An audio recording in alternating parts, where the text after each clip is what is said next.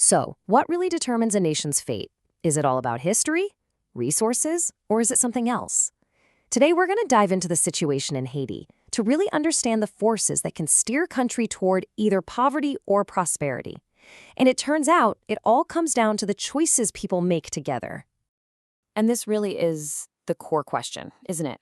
Is Haiti sort of locked into a future of poverty, or is there a real path to development for everyone?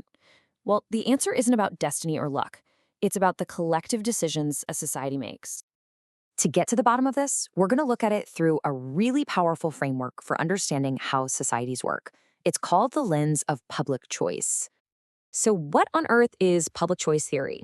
Well, to put it simply, it's about looking at politics and group decisions using the tools of economics. It helps us see that a country's direction isn't just shaped by a few leaders. It's really the sum of all the collective choices made by its people and its institutions. Now, within any society, this theory points to two main types of players, and their actions are constantly pushing the country in totally opposite directions. We're talking about value creators and value extractors. Okay, let's break this down. On one side, you've got your value creators. Think about a farmer who figures out a new way to irrigate her crops and grows more food, or a programmer who builds an app that solves a real problem.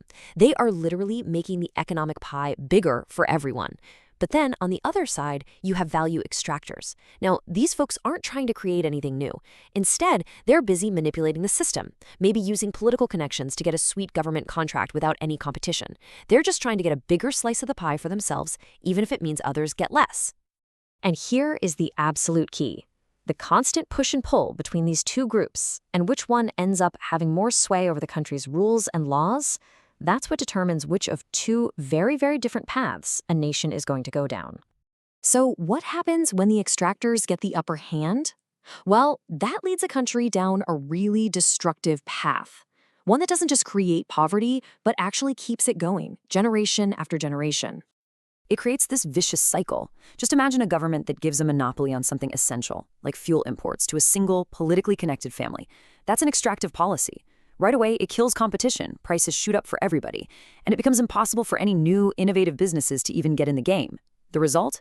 Opportunity just dries up, all the wealth stays concentrated with that tiny elite, and poverty isn't just some random condition, it is actively being reproduced by the system itself. But it doesn't have to be that way. There is another option. So let's explore that other path, the path of development, the one that's powered by the value creators.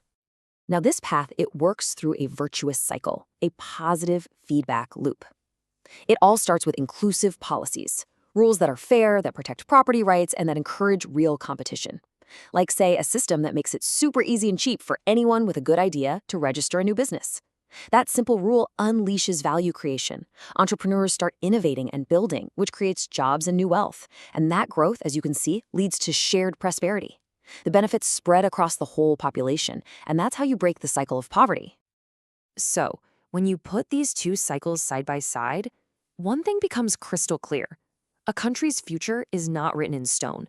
It is not predetermined at all. This one line from the source material just sums it all up perfectly.